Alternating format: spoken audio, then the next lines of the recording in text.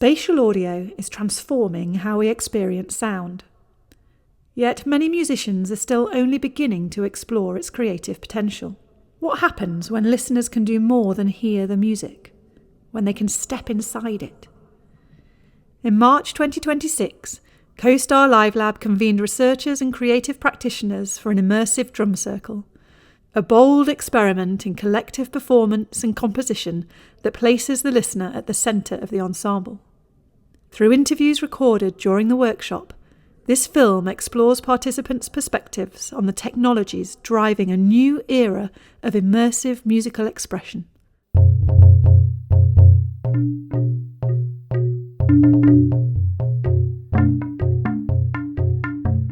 My name is Dr. Joe Williams and I'm a postdoctoral research associate here at Live Lab, and I'm leading the Immersive Drum Circle project. I'm an academic researcher, but I have a background doing electronic music production and also DJing and organising electronic music events. So I'm really interested in facilitating other people's creativity through technology. I didn't really get too invested into spatial audio until I started my PhD, which was in 2020. So that's about 6 years now I've been focused on spatial audio.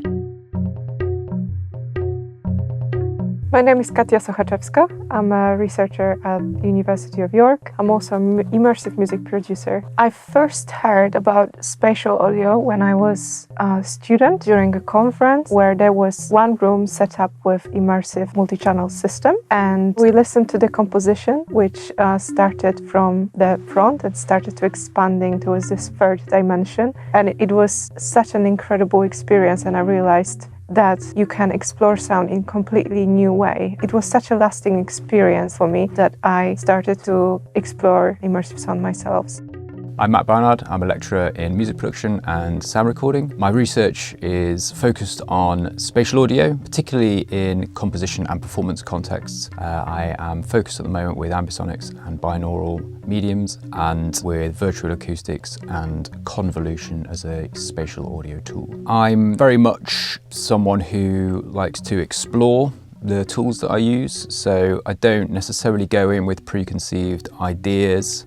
Instead of just using the tools presented in typical software packages like digital audio workstations, I'm interested in finding new methods. I focus a lot on the visualization and the user experience and how users will be experiencing whatever creative output we are processing.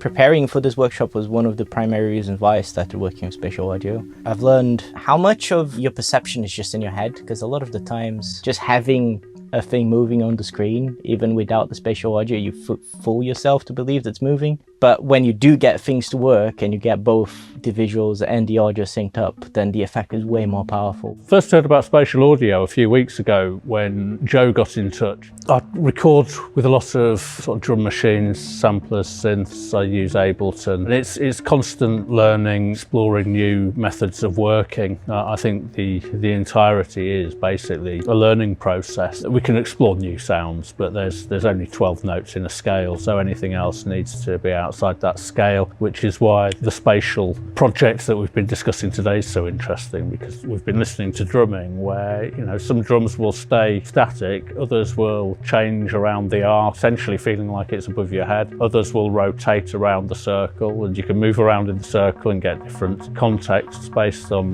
which drums are where. When I was growing up, a lot of people told me I couldn't do a lot of things, so I try and find ways to do things, and playing drums was one of those things that I was actively discouraged from doing or told that I wasn't going to be able to do, and I've fortunately been able to play in a lot of bands and travel around a little bit playing. And I also, in my journalism work for Soundsphere Magazine, support young creatives from the north of England into creative jobs, which is very rewarding. If I'm being honest, I first heard about spatial audio about a year ago, just online, but today's my first instinct doing it. I've long been interested in the concept of it and the idea, but I wasn't very clear on what what was possible and what it was going to be like. I didn't know too much about it, but I was very interested. I think that's improved today. I've learnt new skills, I've learnt how to use new tech, and it's wonderful being around such talented and motivational people that are really, really passionate about spatial audio and about music and the arts as well. So it's been a fantastic day. There's a real exciting application potentially here for people with disabilities and neurodivergence, people that are hard of hearing, people that are partially sighted, people with autism. I think people could really access these technologies and really finding enjoyment, because it's about connectivity. And just today is a great example of how you can bring people that don't know each other into a wonderful space like Production Park and have them connect and create something. And I just think for people with disabilities and neurodivergence, not only the audio element of it, creating something, but also visually,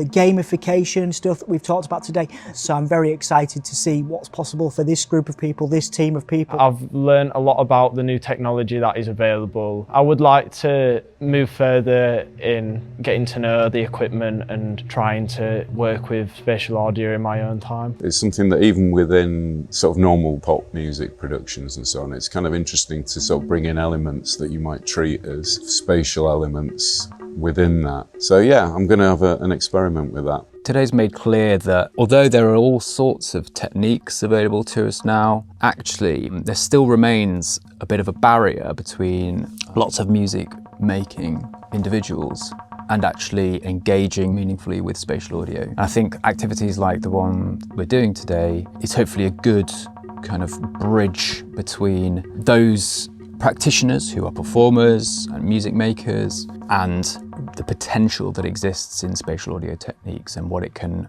offer in terms of developing one's kind of compositional voice. I think this is a really great first test case. This makes sense sort of intuitively because we understand the concept of a drum circle. But I think if this concept works well as a drum circle, we can expand it to other instruments. How could a band perform together in this way? This concept of sort of being surrounded by performers is a really exciting concept and leverages a lot of the technologies that we have at Live Lab. What I love about it is that there is no standard and there's no rules, because we're still experimenting we're still defining what that format is. It's always great to have a new setting for immersive audio because it always sparks new ideas. And what I also love about this project is the collaboration between so many different people, both from technical background and musical background. There's always such a great base to exchange knowledge and inspire ourselves.